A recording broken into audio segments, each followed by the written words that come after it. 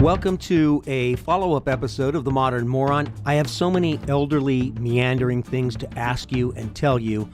So many things I just don't understand. A few things.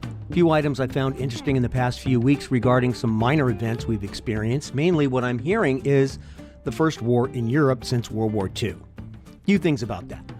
On the day Russia invaded Ukraine, I heard a story on NPR, one of my main news sources, along with Associated Press, Reuters, and, say, the Wall Street Journal. In this NPR story, which I could not find later, I got upset, believe it or not, the reporter in Ukraine was asked how citizens were handling it on the first day. Among the things she said was humor. She said the usual tensions of day-to-day life seemed to dissipate and that there were more Ukrainians helping each other, particularly helping the elderly with their supplies and groceries, helping them know where the bomb shelters were, and that there was this quiet sense of unity. I found that sort of hopeful and very cool. I know things have progressed a lot since then, but it's interesting how what's important and what's not, more accurately, what's not important falls away. Another NPR story, which I did find the link to, and so will you at the bottom of this description, is regarding U.S. military intelligence for Ukraine that was being delayed and therefore was not nearly as valuable because of attorneys. That's right. The interview is with Republican Nebraska Senator Ben Sasse, or Sasse, I'm not sure how to pronounce it, who is on the Senate Intelligence Committee. Yes, it sounds like an oxymoron, but let's leave that alone for now. Apparently, attorneys were getting involved saying you can't pass that information along. It's too accurate. We will be perceived as participating and we will be sucked into the war. Also, while we're on Ukraine, can we talk about how to pronounce its capital? Kiev? I always thought it was Kiev. In fact, I thought it was a different city, but then I found out it wasn't. It was sort of like the word niche. Remember when it was a niche? You found your niche? And then all of a sudden it was niche? How'd that happen? Same thing with Kiev. All of a sudden everybody's saying Kiev. Well, apparently the backstory to that is Kiev is a Russian pronunciation of that city. And I don't know if you know this or not, but Ukrainians don't want to be aligned with Russia. So their pronunciation, Ukraine, which is not the Ukraine, like the Miami University, Ukraine doesn't have the, and it's pronounced Kiev. So that's sold me. I don't want to pronounce it the Russian way. I would prefer to pronounce it the way they would like it pronounced. Enough. This episode is about my guest, my college senior, and the value of learning to write, to convey a thought and support an argument or position. Isn't there a thing called a position paper? I think we used to do those, didn't we? My senior mentions writing in MLA. MLA style refers to the style recommended by the Modern Language Association for preparing scholarly manuscripts and student research papers. It concerns itself with the mechanics of writing, such as punctuation, quotation, and especially documentation of sources. The Modern Language Association was founded in 1883. How does that make it modern? I have no idea. Maybe the same thing that makes this moron modern. Funny. Do you remember doing research papers, though, and having to do a bibliography and citing your sources? Do you remember IBID? For some reason, I remember IBID. I remember using that a lot, so I had to relook it up. And IBID is when you're using the same source, but a different section of that source. So you just put IBID, I-B-I-D, which is Latin for in the same place. It used to indicate that a reference is from the same source as a previous reference, which you probably already knew and proceeded to forget like me. So my senior and I, we talk about studying art and applying techniques versus studying art history and studying techniques. Also, how most artists that create art piece together their career and their income. Most artists at one time or another teach art. I don't know about you, but I've heard the expression, those that can't do, teach, which is utter horse manure.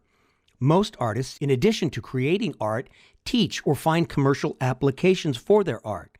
You've heard of actors who do one film for, air quotes, for the studios, and they do that for the money so that they can take smaller roles or roles with smaller salaries to do independent films that they're more emotionally attached to. In the art world, not everyone can become a Takashi Murakami or a Jenny Saville or David Hockney or Yayoi Kusama.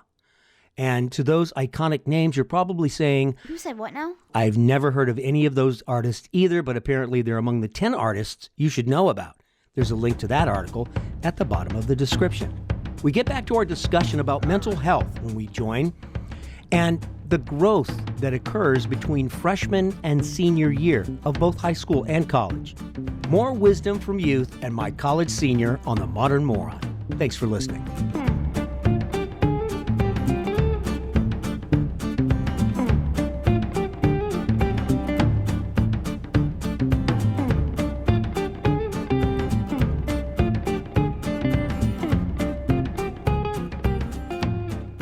Because like I said, senior year, I was doing really well. And I think even then, if you had told that she was going to have to give presentations for every single class she took in college, I think she would go ballistic. You would have said, forget college, I just won't go. Yeah, because the way our programs work we do a semester-long project in conjunction with each of our courses. It's called a conference project.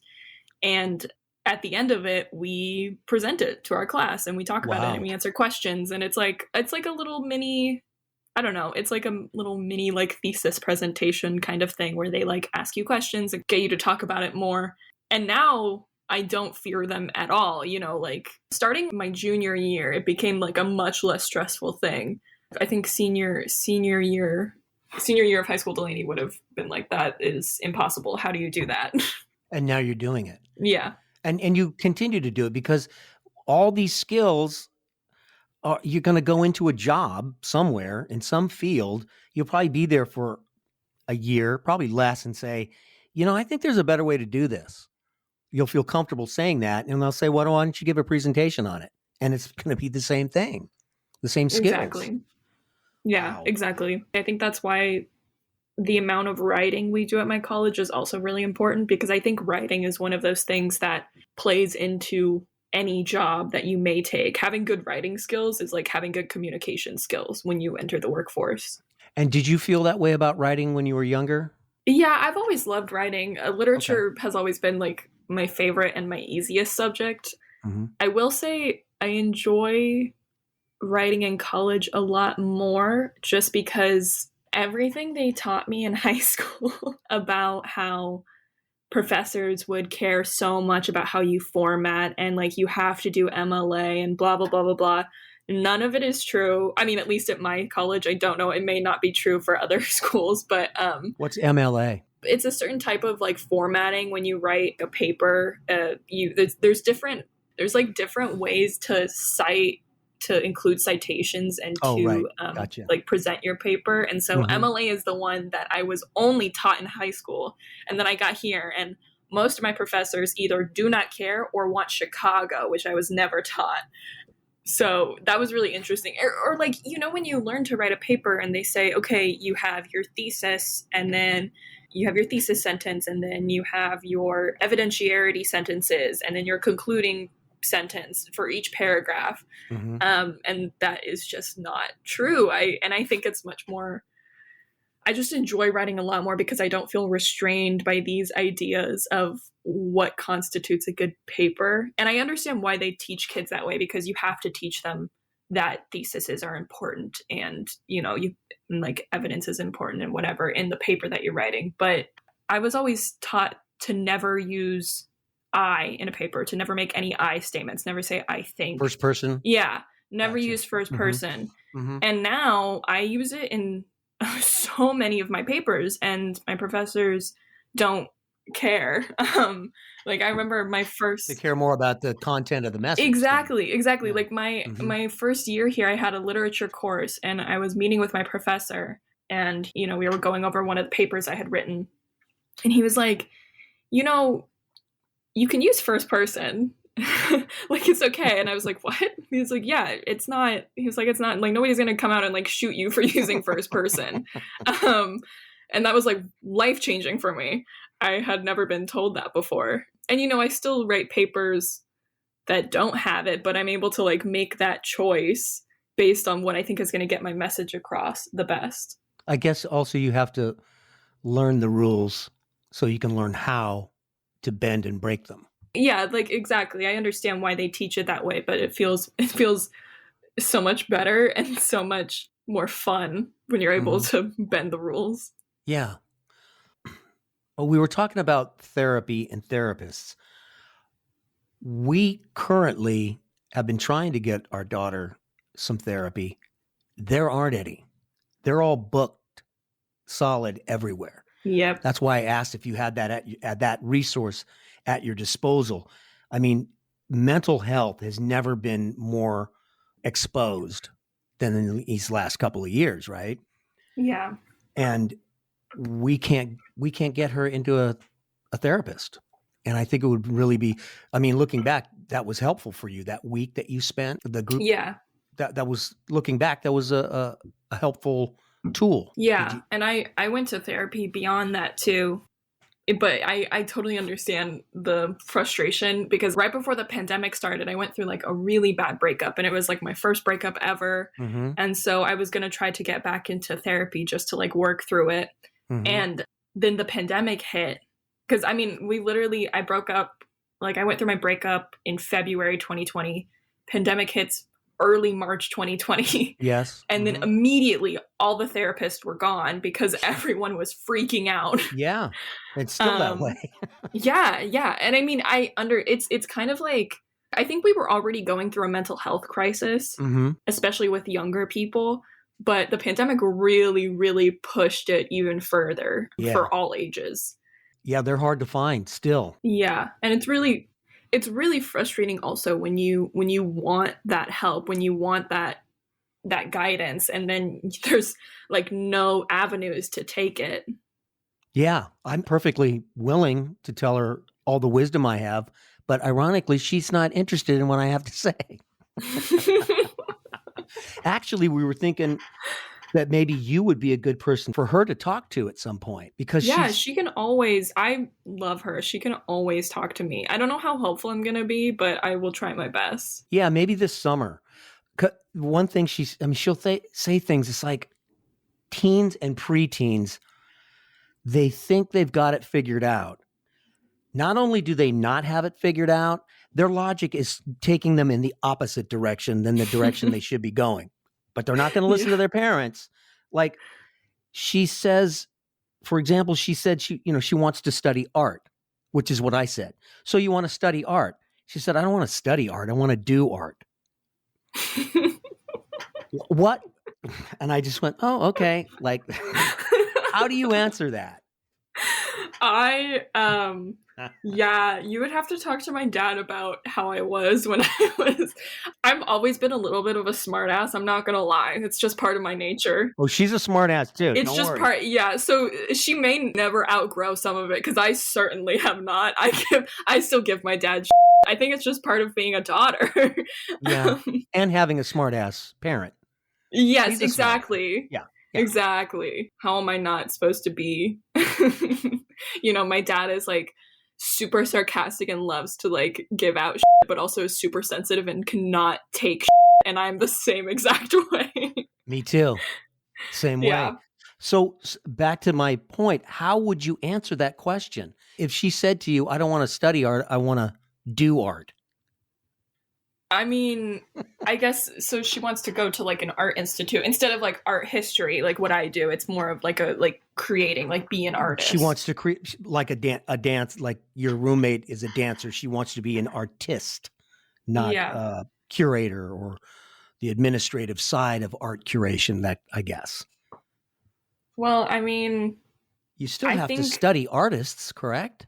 General ed for any school, like if you go to like a more traditional school, you have to take art history for gen ed usually. And and most art institutes will have you take art history in some capacity. But even Picasso, before he discovered the Cubism? Yeah. I mean, there are sketches of him doing, traditional drawings. Yes. Sort of like the other thing that we were talking about. You have to learn the rules before you can learn how and when to break them. Yeah, that's like when you learn like studio art, you learn technique, and then you're able to kind of meld that technique. My drawing class last semester, I really like art, but that's not like what I want to go into. It's just more like of a fun thing for me. And I remember I was talking with my professor because we had a show, and we were like walking around and looking at everyone's stuff. And I was saying, like, I imagine somebody coming up here and they would have no idea that this is a drawing course, because we all kind of interpreted drawing very loosely, which my professor was very supportive of.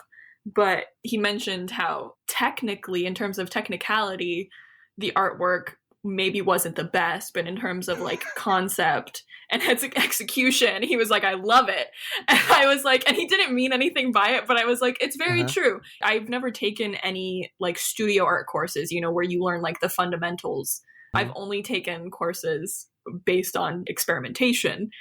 And so, yeah, I think depending on what kind of art she would want to do, she would have to suck it up and take those classes that maybe are a little bit boring. Like, were there classes that you had to suck it up and take, or did you just describe one of them? You never would have taken a studio art class on your own. Yeah. So like the class I took was based much more on experimentation than like we have a figure drawing course.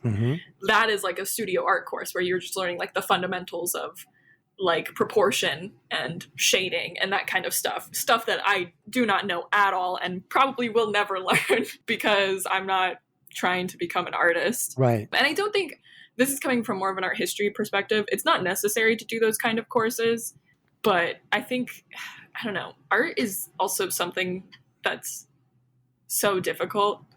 So you have to really, really love it to go into it. Be willing to live a very meager lifestyle in order to do your art, unless you're one of the 0.1% or whatever fractional amount of people actually make a great living at it.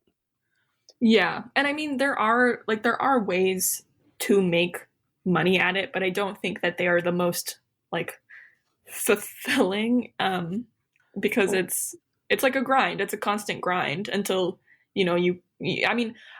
so my professors here, they are all the professors who have taught me art classes. They're all artists themselves, but they teach additionally because to pay the bills. They have to make money. Yeah. Like one of my professors this semester, she teaches here and she teaches at a high school and she is in the gallery circuit with her own art. So it's, it's a lot of work. Yeah. Another great one that my daughter said one day, I was talking about my job, or she said, why would you work at a job that you don't like? I really didn't know how to answer that. Oh, isn't that the question? Oh my gosh. Yeah. Whenever it comes up, I always express how lucky I am to be studying art history and to be given the opportunity to go into the field, because into a field that I love and am passionate about, because I know not everyone gets that. Yeah. And I feel very lucky to be on that avenue. Yes. Wow. We covered some good ground. What else did I want to talk to you about? Is there anything you wanted to talk about? No. Not necessarily. Okay.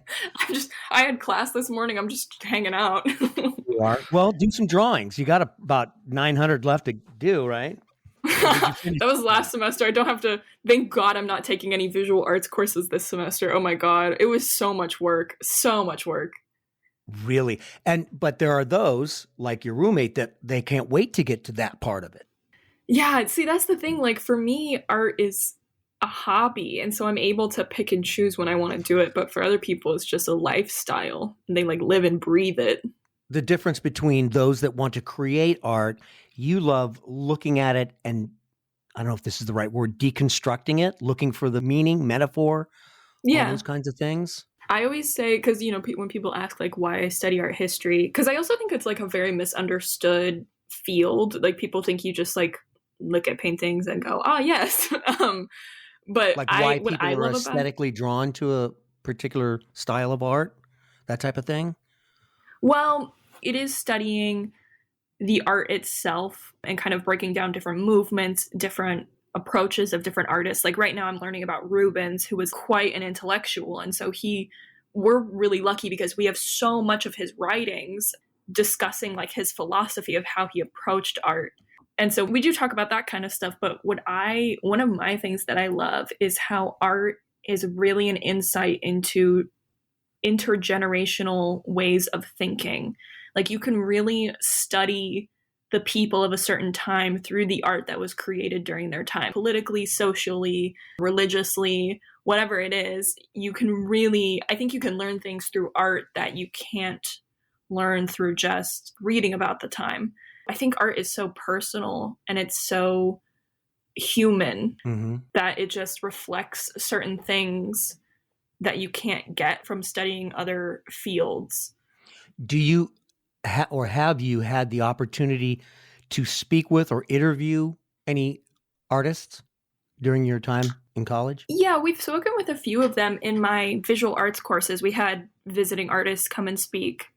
Last semester, we had one of my professor's old students come and speak and give us feedback on our art. And then we also had one of his friends come and speak. And it's always interesting hearing other artists talk about their approach.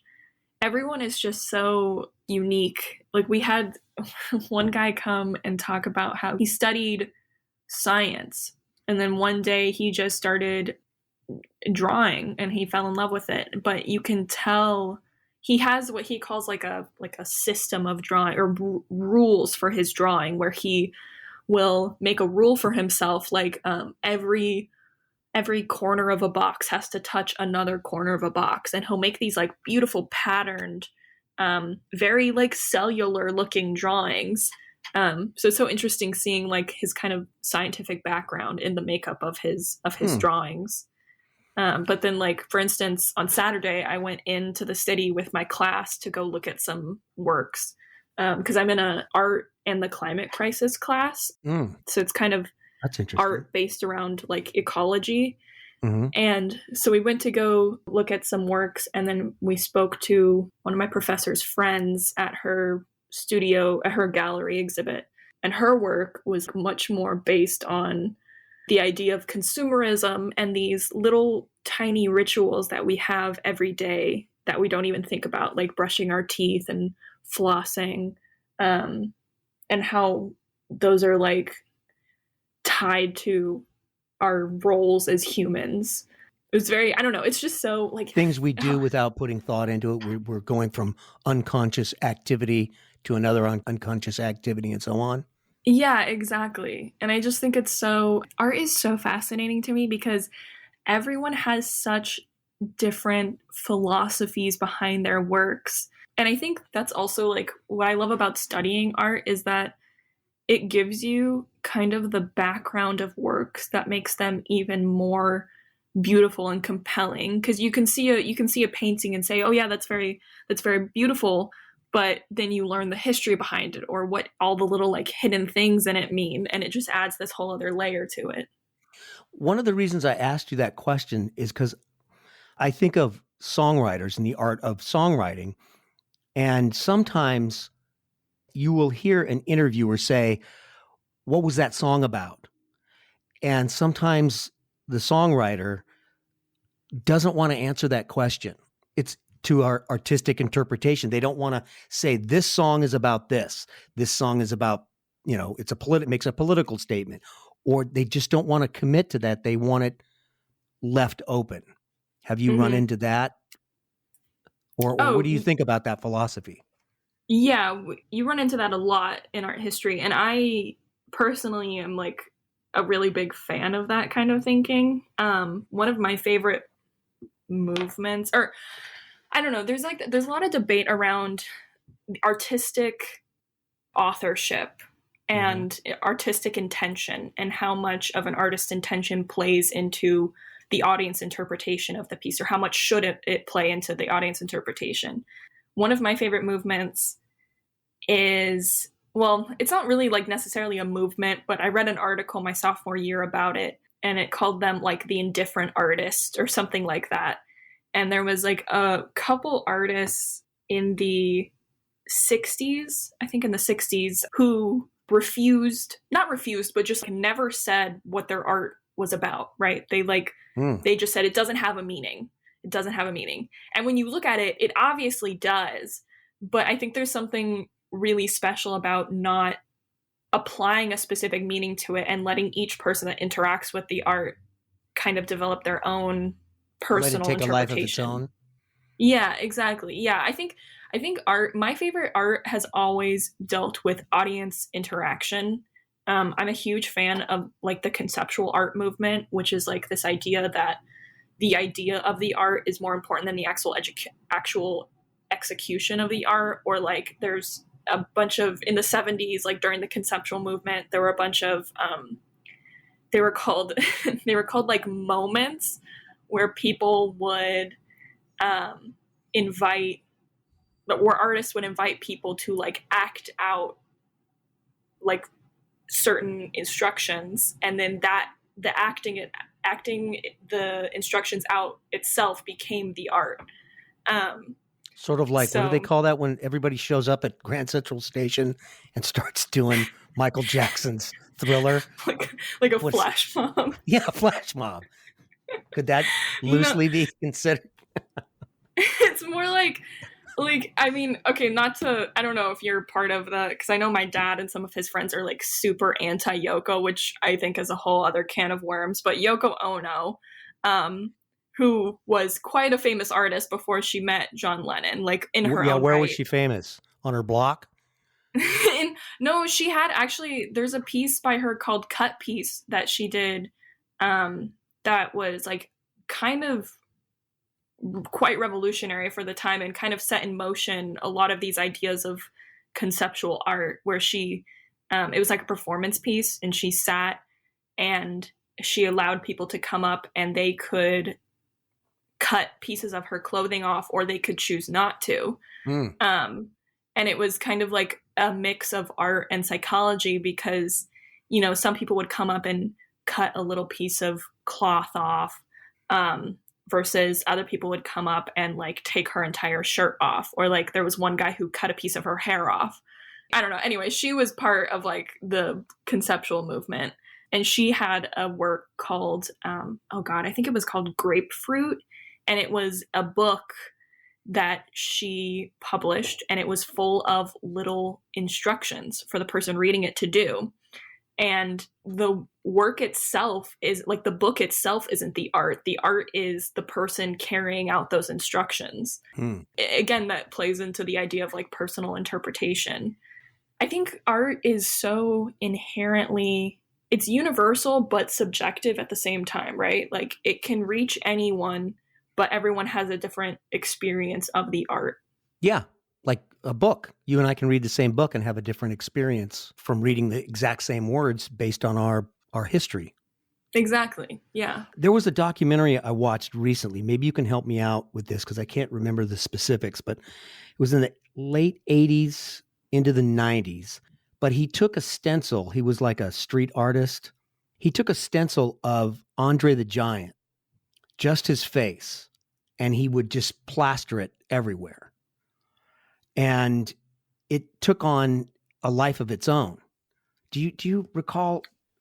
Yeah, it's the it's like the obey sign. Yes, that was it. And it went crazy. He got sued. Oh, he's the same guy who came up with the Obama Hope poster. Yeah. I remember that. Same guy. He was honored by the White House, I think. And then a week later, he was arrested in Boston for graffiti.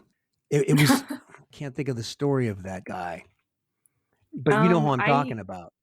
Yeah, I know. I think his name is Shepherd something. Yes. Yeah, I can't remember his last name, but his name is Shepherd something. Yeah, I don't know much about the story. I just know, I mean, the obey is kind of one of those like super well-known iconographic elements, especially after the Obama Hope poster. It's one of those things, like I think there's like a skate company that is called Obey that uses the little logo. Like it's like it's taken on like a whole life of its own. Yes. Yeah, he's an artist that Like he knew what he wanted to do before getting out of high school. And he did this obey with Andre the Giant. You couldn't tell it was Andre the Giant. And he would just stencil it different places. And people started saying, oh, they started attaching a meaning to it when he didn't have one at all.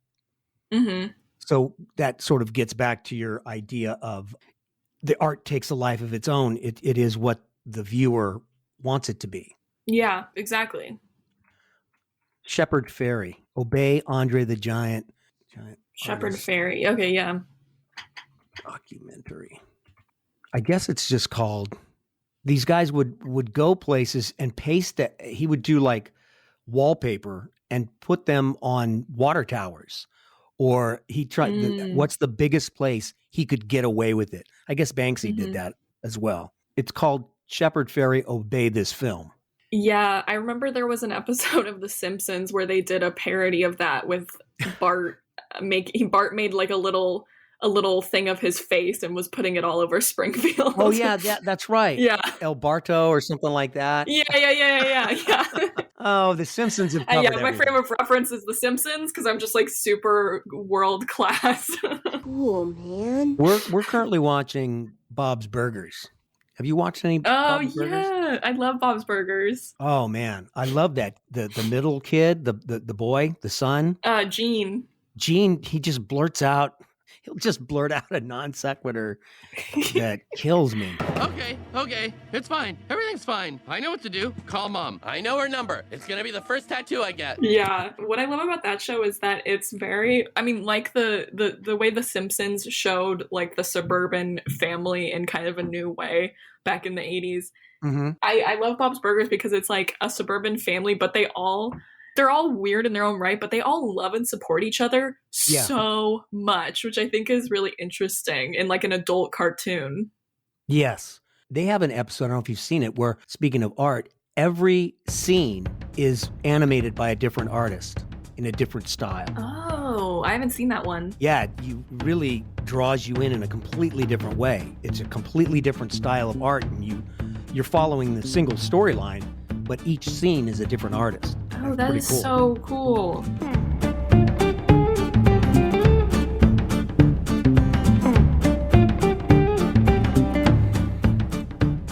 What better way to conclude an episode about art than to talk about The Simpsons and Bob's Burgers?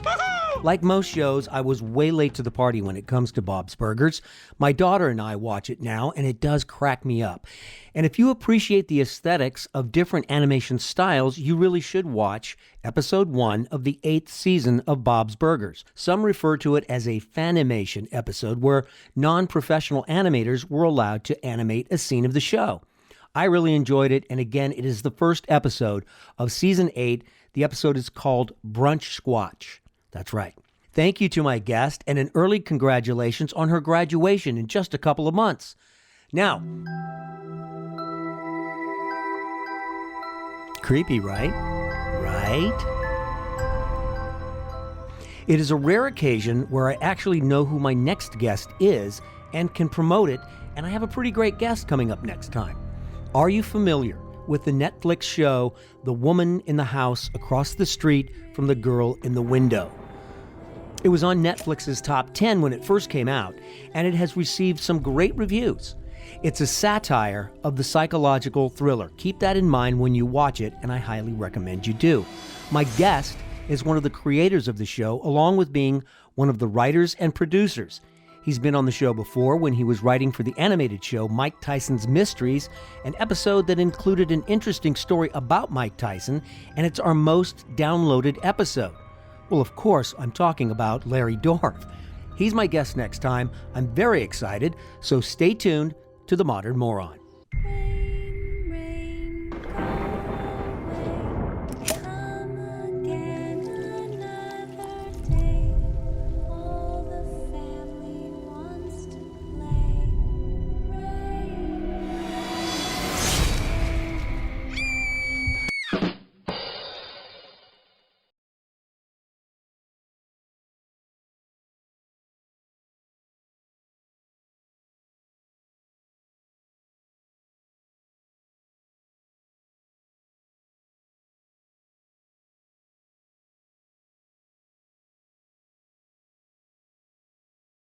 Disappointed. I was told he might appear wearing the Little Richard jacket. Eh? Yes. Your great hero, which now you've acquired. I've now acquired that through my wife. It was one of our wedding anniversaries a few months ago. And my idol when I was a kid was Little Richard. And she knew that, so she found one of his old original stage jackets, 1956, and she got it for me for an anniversary present. And the thing, Little Richard, the guy is huge. This guy, I can use it as a tent in the garden. I basically wear it on stage. I mean, he must have had like really little legs. And a big body. You know, and a big body, because Yeah. the sleeves are down there on me. I saw him first in 1963, I think it was. And I think it might have been at the Brixton Odeon. I don't know, somebody remember the tour. Everybody remembers everything these days. And the Rolling Stones were opening up for him. It was the first time I ever saw him. And they weren't really very well known. There's about 6 kids rushed to the front, you know. That was their fan base at the time. Everybody was there for Little Richard. And I think Bo Diddley was on the show and all that. And it was priceless. I'd never seen anything so rebellious in my life.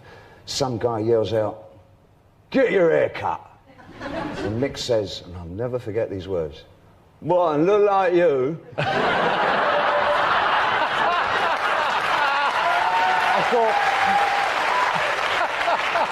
I thought, oh my God, this is the future of music.